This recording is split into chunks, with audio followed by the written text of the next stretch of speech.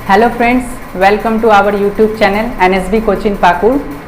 तो आज मैं बायोलॉजी में न्यू टॉपिक लेके आया हुआ हूँ। उस टॉपिक का नाम है क्लासिफिकेशन ऑफ लिविंग ऑर्गेनिज्म, ठीक है, जिसको हिंदी में बोलते हैं जीवधारियों का वर्गीकरण। ठीक है, तो लास्ट क्लास में मैंने आप लोगों को बताया था जो फादर ऑफ क्लासिफिकेशन किसको बोलते हैं। Father of classification last class में आप लोगों को बताया था मैंने, कैलोलस लिनियस को। ठीक है, तो उन्होंने क्या किया था, समस्त जीवधारियों को दो जगत में बांटा था। ठीक है, लास्ट क्लास में मैंने ये आपको बताया है।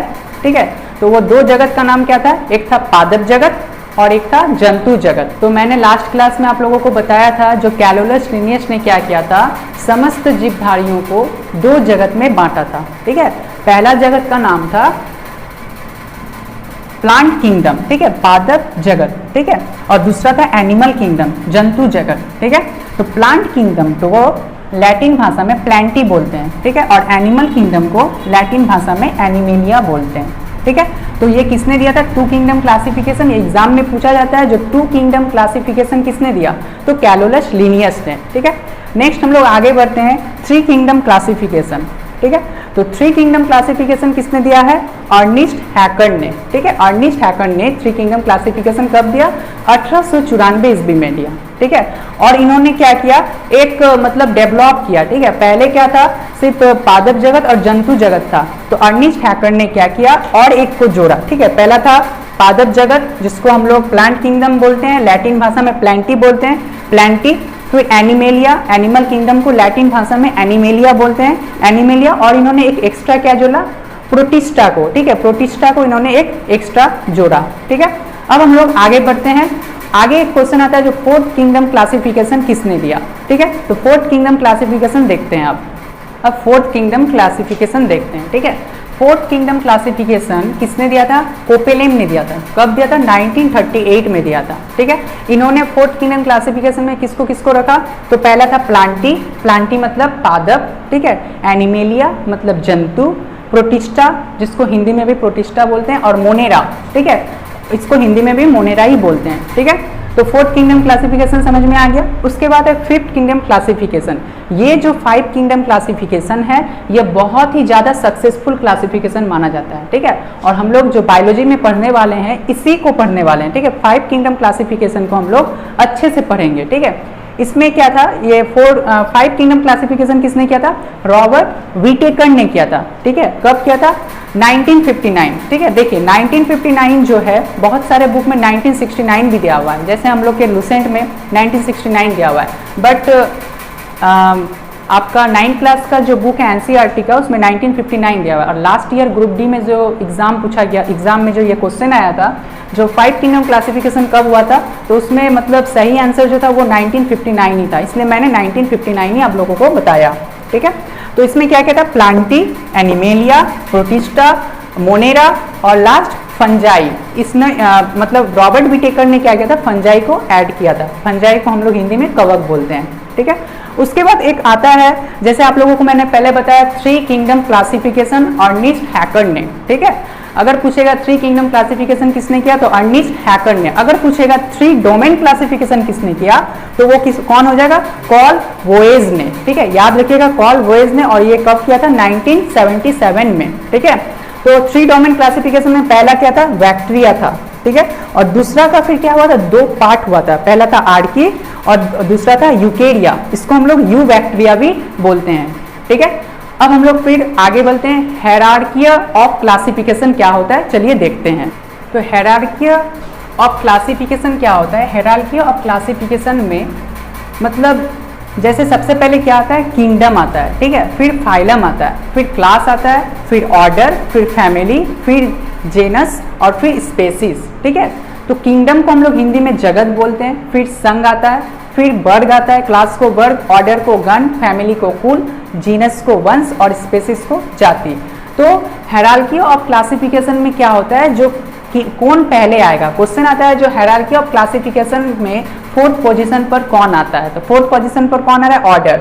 उसी तरह अगर बोलेगा जो हायरार्की ऑफ क्लासिफिकेशन में सेकंड पोजीशन पर कौन आता है, तो फाइलम। तो इसमें बस आपको याद रखना है जो पहले कौन आता है उसके बाद कौन आता है, ठीक है। तो इसको समझने के लिए एक अच्छा एग्जांपल है, जैसे आप कौन स्कूल में पढ़ते हो, ठीक है, तो आपका स्कूल का नाम हो गया जगत मतलब किंगडम, ठीक है। आप किस क्लास में पढ़ते हो तो वो आपका संघ हो गया, ठीक है। आप जिस क्लास में पढ़ते हो, आप किस डेस्क में बैठते हो तो वो आपका वर्ग हो गया। और आप जिस डेस्क पर बैठे हुए हो उसमें आप कितने नंबर पोजीशन पर बैठे हुए वो आपका ऑर्डर हो गया, ठीक है। और फैमिली तो आपको समझ में आ ही रहा है, फैमिली क्या होता है, जेनस क्या होता है, स्पेसिस क्या होता है, ये तो समझ में आ रहा है। फैमिली मतलब कुल, जेनस मतलब वंश और स्पेसिस मतलब जाति, ठीक है। किसी को कोई प्रॉब्लम नहीं होनी चाहिए, इट्स क्लियर। अब देखिए बाइनोमियल क्लासिफिकेशन, ठीक है, द्विपद नाम पद्धति, ठीक है। द्विपद नाम पद्धति को किसने प्रचलित किया था? लास्ट क्लास में मैंने ये भी बताया है, कैलोलस लिनियस ने। कब किया था? 1753 ईस्वी में, ठीक है। अब देखिए एक इसको समझते हैं ये क्या होता है, ठीक है। मनुष्य मतलब मैन का वैज्ञानिक नाम क्या होता है? होमो सेपियंस, ठीक है। तो ये होमो सेपियंस जो है ये दोनों वर्ड क्या है? लैटिन वर्ड है, ठीक है। दोनों वर्ड जो है ये लैटिन वर्ड से बना हुआ है, ठीक है। एक चीज इसमें ध्यान में रखना है, होमो जो हो गया, होमो क्या हो गया? ये वंश का नाम हो गया, ठीक है, मतलब जेनेरिक नेम, ठीक है। ये क्या हो गया? वंश का नाम हो गया। होमो जो हो गया वो वंश का नाम, ठीक है। और सेपियंस जो हो गया वो क्या हो गया? जाति का नाम हो गया, ठीक है। और यहाँ पे अगर मैं लीन को जोड़ दूं, ठीक है, तो ये किसको डिनोट करता है? लीन, तो ये वैज्ञानिक का नाम, लीन से हो गया लीनियस, ठीक है। तो होमो सेपियंस लीन, तो होमो हो गया आपका वंश का नाम, सेपियंस हो गया जाति का नाम, और लीन हो गया वैज्ञानिक का नाम लीनियस, ठीक है। और इसको लिखने के टाइम एक चीज याद रखिएगा, जब भी हम किसी भी, मान लीजिए हम मेढक का लिखते हैं, राणा टिग्रिलियन, ठीक है, तो उसमें क्या करेंगे? जैसे मनुष्य का मैंने यहाँ पे लिखा है होमो सेपियंस, तो होमो का जो एच होगा वो ऑलवेज कैपिटल लिखेंगे, ठीक है। और सेपियंस का जो एस होगा वो ऑलवेज स्मॉल में लिखेंगे, ठीक है। तो इस चीज को आप ध्यान में रखिएगा, ठीक है। तो अब हम लोग आगे बढ़ते हैं, जैसे मैंने पहले आप लोगों को बताया, जो 5 किंगडम क्लासिफिकेशन किसने किया? रॉबर्ट विटेकर ने किया, ठीक है, रॉबर्ट विटेकर ने। तो रॉबर्ट विटेकर ने जो 5 किंगडम क्लासिफिकेशन किया है, मतलब समस्त जीवधारियों को 5 जगत में बांटा है, तो उसमें भी उन्होंने सबसे पहले किसको रखा है? मोनेरा को रखा है, ठीक है। दूसरे नंबर पोजीशन पर कौन है? पादप। दूसरे नंबर पोजीशन पर, सॉरी, मोनेरा के बाद है प्रोटिस्टा, ठीक है। तीसरे नंबर पोजीशन पर है फंजाई मतलब कवक। चौथे नंबर पोजीशन पर किसको रखा है? पादप को, ठीक है, और मतलब प्लांटी जिसको बोलते हैं लैटिन में। और 5वें नंबर पोजीशन पर है एनिमेलिया, जंतु को। तो उन्होंने एक व्यवस्थित ढंग से मतलब सबको रखे हैं और उसके हिसाब से उन्होंने उसको फिर समझाए हैं, ठीक है। चलिए उसको हम लोग देखते हैं।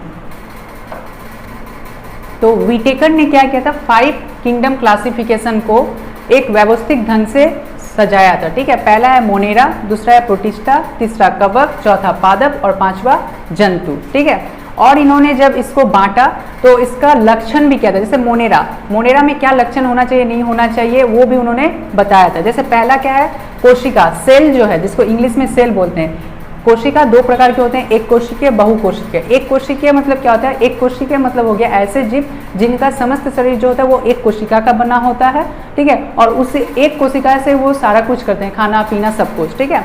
बहुकोशिकीय किसको बोलते हैं? ऐसा जीव जिनका शरीर जो होता है एक से अधिक कोशिका का बना हुआ होता है, उसको बहुकोशिकीय बोलते हैं, ठीक है। मतलब उनका जो शरीर में जो काम होता है वो डिवाइड होता है, अलग अलग कोशिका अलग अलग काम करेगा, इट्स क्लियर। उसके बाद है प्रोकैरियोटिक, ठीक है। प्रोकैरियोटिक क्या होता है? प्रोकैरियोटिक को समझते हैं, ठीक है। तो देखिए प्रोकैरियोटिक में पहला वर्ड क्या है? प्रो का मतलब क्या होता है? पहले से। प्रो का मतलब होता है पहले से, ठीक है। और केरियो का मतलब क्या होता है? केंद्रक, ठीक है, केंद्र, ठीक है। तो एक चीज याद रखिएगा, बायोलॉजी में जो है ना बहुत डिफरेंट मतलब नया नाम सुनने को मिलेगा, ठीक है। तो उसको क्या करेंगे? तोड़ के समझेंगे। जैसे प्रोकैरियोटिक में तोड़ के हम लोग समझ रहे हैं। जैसे प्रो का अर्थ होता है पहले से, और केरियो मतलब होता है केंद्र, ठीक है। तो ऐसा जीव या ऐसा कोई भी ऐसा ऑर्गेनेंस, ठीक है, ऑर्गेनेंस मतलब जीव जिसमें पहले से केंद्रक मौजूद ना हो, ठीक है। कोई भी ऐसा जीव जिनमें पहले से केंद्रक मौजूद ना हो उसको क्या बोलेंगे? प्रोकैरियोटिक बोलेंगे, ठीक है। उसी तरह यूकैरियोटिक, तो यू मतलब क्या होता है? यू मतलब होता है सच्चा या फिर ट्रू, जिसको इंग्लिश में बोलते हैं ट्रू, हिंदी में सच्चा, ठीक है। और केरियो मतलब आपको बताया मैंने केंद्रक। तो ऐसा कोई भी ऑर्गेनेंस या फिर जीव जिनमें क्या हो? सच्चा केंद्रक मौजूद हो उसको क्या बोलेंगे, यूकेरियोटिक बोलेंगे। ठीक है, यहाँ तक किसी को कोई दिक्कत नहीं। उसके बाद क्या होता है, चौथा लक्षण क्या देखा, न्यूट्रिशन। न्यूट्रिशन मतलब पोषण, मतलब कोई भी जीव क्या है जो स्वपोषी है ना परपोषी है, वो कैसे, उसका भी उन्होंने उसका मतलब बताया था, जो वो स्वपोषी है ना परपोषी है उसके आधार पर उन्होंने सबको डिवाइड किया था। ठीक है, तो स्वपोषी मतलब क्या होता है, जो अपना भोजन खुद बनाता है, जैसे बैक्टीरिया हो गया, पेड़ पौधा हो गया, ये लोग क्या होता है स्वपोषी होता है। ठीक है, परपोषी, परपोषी किसको बोलते हैं, जो अपना भोजन स्वयं नहीं बनाता, मतलब दूसरे के ऊपर डिपेंड होता है, उसको क्या बोलते हैं, परपोषी बोलते हैं। इंग्लिश में हेट्रोट्रॉफिक बोलते हैं। ठीक है, तो परपोषी जैसे हम लोग हो गए, आदमी जिसको अच्छा एग्जाम्पल है, जैसे हम लोग क्या है परपोषी हैं, क्यों, क्योंकि हम लोग रॉ मटेरियल के ऊपर डिपेंड होते हैं, जैसे आलू कोई उगाएगा उसके बाद ही ना खाएंगे। ठीक है, और स्वपोषी मतलब समझ में आ गया, पौधा क्या होता है, प्रकाश संश्लेषण से अपना खाना खुद बनाता है। ठीक है, यहाँ तक किसी को कोई प्रॉब्लम नहीं। अब आगे बढ़ते हैं, मोनेरा क्या होता है उसको समझते हैं। ठीक है, तो चलिए अब मोनेरा को हम लोग समझते हैं। मोनेरा को समझने के लिए बस 2 वर्ड याद रखना है। जो मोनेरा में जो भी जीव होते हैं वो क्या होते हैं, पहला प्रोकैरियोटिक होते हैं। ठीक है, और दूसरा एक कोशिकीय होते हैं। प्रोकैरियोटिक मतलब मैंने आप लोगों को पहले बताया, ऐसा जीव जिसमें पहले से केंद्रक मौजूद ना हो। ठीक है, एक कोशिकीय मतलब भी बताया, जो ऐसा जीव जिसका समस्त शरीर जो है वो एक ही कोशिका का बना हुआ होता है, अर्थात जीवाणु, आर्कीबैक्टीरिया, साइनोबैक्टीरिया, ये सब सम्मिलित है इस मोनेरा में। ठीक है, मोनेरा जगत में। ठीक है, पोषक तत्व जो होता है वो क्या होता है, मतलब इस जगत में जो भी जीव होते हैं ना, वह स्वपोषी भी हो सकते हैं, परपोषी भी हो सकते हैं, केमिकल से भी मतलब रासायनिक से भी भोजन बना सकते हैं, या फिर सहजीवी तरीके से भी भोजन ग्रहण कर सकते हैं। ठीक है, मतलब पोषक तत्व जो है इस जगत में जो भी जीव आते हैं वह स्वपोषी भी हो सकते हैं, परपोषी भी हो सकते हैं, केमिकल मतलब रासायनिक से भी भोजन बना सकते हैं, या फिर सहजीवी तरीके से भी भोजन प्राप्त कर सकते हैं। ठीक है, यहाँ तक किसी को कोई दिक्कत नहीं। उसके बाद एक मतलब क्वेश्चन आता है, जो सबसे छोटी जीव, सबसे छोटी जीवित जीव, ठीक है, इस संसार में सबसे छोटी मतलब जीवित जीव क्या है। ठीक है, तो उसका नाम क्या है, माइकोप्लाज्मा। ठीक है, माइकोप्लाज्मा जो है वो भी इसी जगत में आते हैं, मोनेरा में ही माइकोप्लाज्मा आते हैं, और वो क्या है, सबसे छोटा ठीक है जीवित जीव है। ठीक है, और इसका आकार कितना है, 0.1 माइक्रोमीटर है। ठीक है, और एक क्वेश्चन आता है जो PPLO का फुल फॉर्म क्या होता है। ठीक है, PPLO का फुल फॉर्म क्या होता है, तो लिख लीजिए PPLO का फुल फॉर्म पिलियो, ठीक है, न्यूमोनिया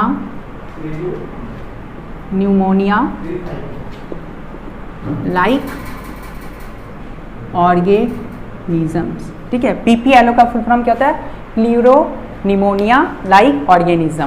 ठीक है, तो माइकोप्लाज्मा जो होता है वो क्या होता है, बैक्टीरिया के अंदर ही पाए जाते हैं। ठीक है, क्वेश्चन जब भी आएगा जो सबसे छोटा जीव क्या है इस धरती में, तो ऑप्शन में बैक्टीरिया भी रहेगा, तो आप लोगों को बैक्टीरिया नहीं मानना है, माइकोप्लाज्मा को ही मानना है, क्योंकि माइकोप्लाज्मा जो है वो बैक्टीरिया के अंदर ही पाए जाते हैं। ठीक है, और माइकोप्लाज्मा जो होते हैं ना, उनको कभी भी ऑक्सीजन की आवश्यकता नहीं होती है। ठीक है, तो एक चीज़ याद रखिएगा, जो 2 टाइप के बैक्टीरिया होते हैं, एक होते हैं एनारोबिक और एक होते हैं एरोबिक बैक्टीरिया। ठीक है, तो एनारोबिक बैक्टीरिया को क्या होता है, कभी भी ऑक्सीजन की आवश्यकता नहीं होती है, तो O2 की जो आवश्यकता है वो नहीं होती है, O2 की आवश्यकता नहीं होती। ठीक है, एनारोबिक को, और जब रहेगा एरोबिक बैक्टीरिया को क्या होता है, ऑक्सीजन की आवश्यकता होती है।